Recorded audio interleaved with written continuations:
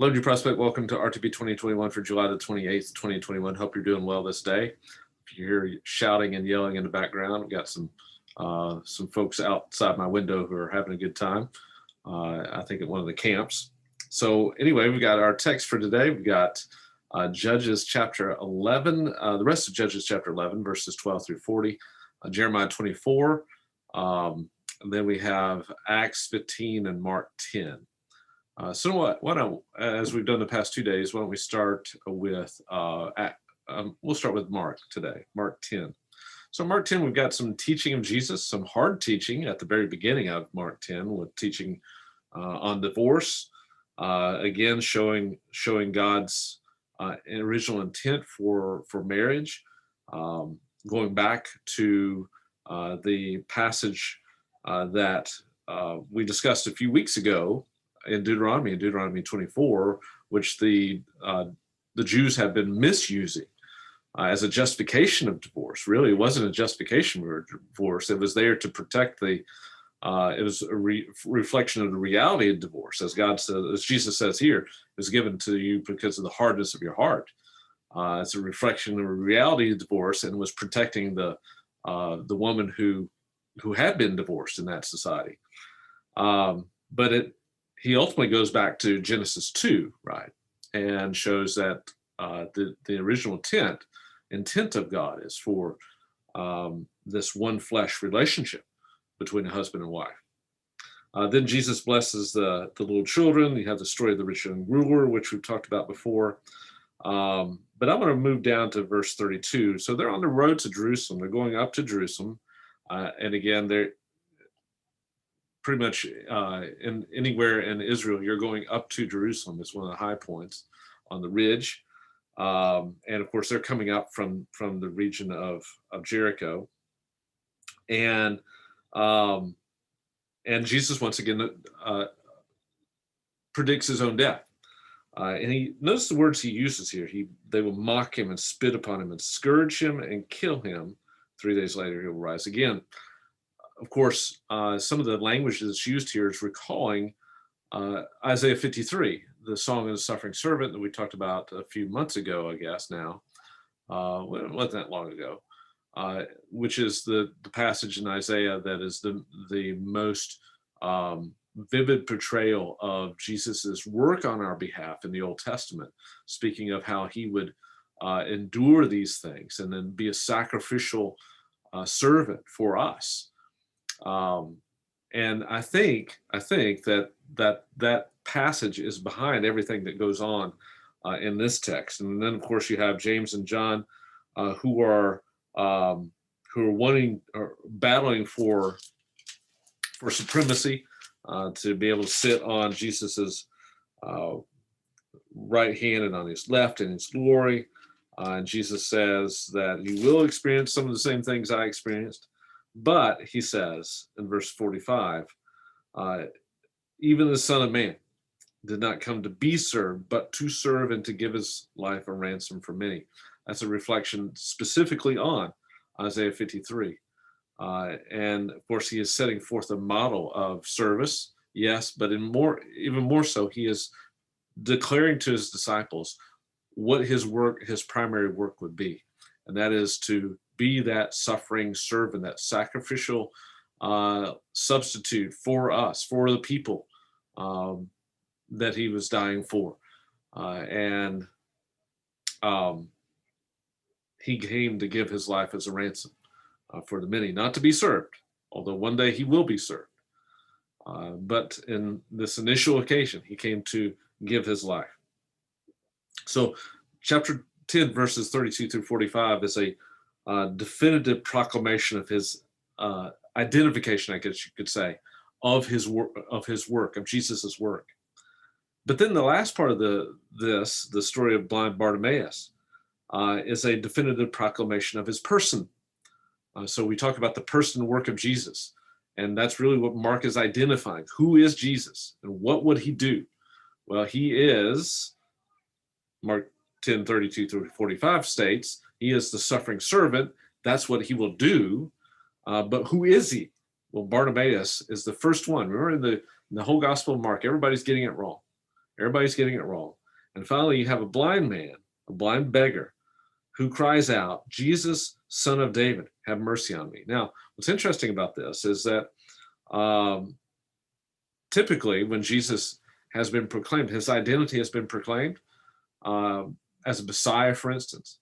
He's tried to silence them because people always got it wrong. But in this case, right before his death, he doesn't silence him. In fact, it's the other people who are trying to silence Bartimaeus. So he definitively proclaims him as the Son of David. Again, he says, "Son of David, have mercy on me." So he is that merciful Messianic king. That's his person. So he's the merciful Messianic. Put those two things together. If you want to know what the identity of Jesus is, he's the merciful Messianic king who will be the suffering servant for his people. And this, again, is right before the account of the crucifixion, starting with the triumphal entry in chapter 11.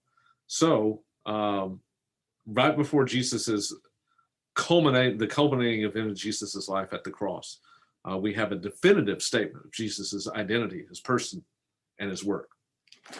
Mark 10. Acts 15, I mentioned this. This is a definitive moment in the life of the early church.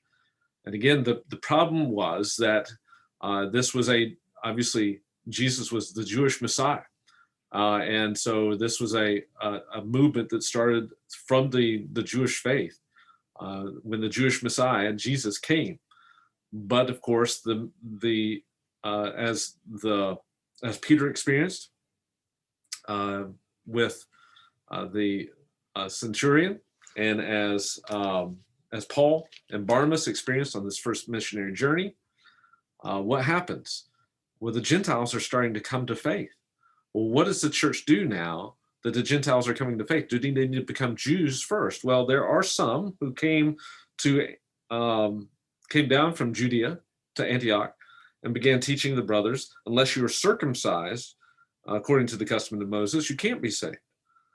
So Paul and Barnabas had a great debate over that, and they ended up going up to Jerusalem, and they call a council there among the elders of the church, led by James, the brother of Jesus. And at this council, they ultimately decide, through the testimony primarily of Peter, who was probably the kind of the most known figure of the early church at that time, especially in Jerusalem. Peter basically states that in verse 11, "But we believe that we are saved through grace in the Lord Jesus in the same way as they also are." And so what unites us, Jews and Gentiles, is being saved by the grace of the Lord Jesus Christ by faith, not by observing all these external laws. James ultimately decides that, speaks for the council, which has decided that they're not going to throw any burdens on the Gentiles, except that they abstain from things contaminated by idols, from fornication, and what is strangled from blood. And so this becomes a definitive moment in the life of the early church as they have this, they're moving the gospel forward even more to the Gentiles. And in response to this, verse 36, some days later, Paul said to Barnabas, "Let's return to visit the brothers in every city that we proclaim the word of the Lord." And this is where we have Barnabas wanting to take John Mark. And Paul says they shouldn't because Mark deserted them. And so they end up separating. Barnabas takes Mark with him to Cyprus. Paul chooses Silas to go on a second missionary journey. And we'll pick that up in chapter 16. That's Acts 15. That moves us to Jeremiah 24, which is a kind of a sign act here, I guess you could say, a vision. After Nebuchadnezzar, the king of Babylon, had carried away the captive Jeconiah from the son of Jehoiakim, the king of Judah. So again, in 597 BC, the officials of Judah, with the craftsmen and the smiths of Jerusalem, had been brought to Babylon. The Lord showed Jeremiah 2 baskets of figs set before the temple of the Lord. One was good, one was bad. And the The one that was good are the ones ultimately that were taken to Babylon and will return, and they will be restored to the Lord. The one that was bad are the ones that are going to who are still resisting the judgment of the Lord and are perhaps even fleeing to places like Egypt. Um, but this is what God says he will do for the good figs, those that he sends away, that ultimately accept the judgment of God. I will give them a heart to know me, he says, verse 7. For I am the Lord, and they will be my people, and I will be their God. And again, anytime you see that phrase, I will be your people, and I will be your God, and you'll be my people, that's the covenant, a synopsis of the covenant relationship. And that's what we have here. And they will return to me with a whole heart. But those who don't, the bad figs, I guess you could say, I will send a sword. And bad figs, by the way, represented primarily by Zedekiah, who was king from 597 to 586 when Judah was ultimately taken into that final exile. God's going to send sword, famine, and pestilence. And what are those? Covenant curses. So he's going to discipline these. He's going to restore those. So this is, again, part of Jeremiah's message, to tear down, but to build up. To tear down the old ways of doing things, the old covenant, which the Israelites had forsaken, and build up ultimately with the new covenant, surrounding the new covenant Messiah, Jesus the Christ. Which brings us to Judges chapter 12. So in Judges 12, Judges 11, the rest of Judges 11, chapter 11, verses 12 through 40. We have the rest of the story of Jephthah. So remember, Jephthah was this kind of, we'll call it like it is, a lowlife who basically got all these other worthless fellows to come along with him. He was the son of a harlot, and the Israelites agreed to allow him to be their leader if he will go out and fight for them. And so that's what he does. But the more significant thing that happens with Jephthah, and again, remember that he's the fifth of the major judges. So the fifth of those cycles. We'll get to the last one, not tomorrow, but the next day, with the story of Samson. And so this fifth of those major judges, Jephthah, is getting close to the end. It's getting close to rock bottom here.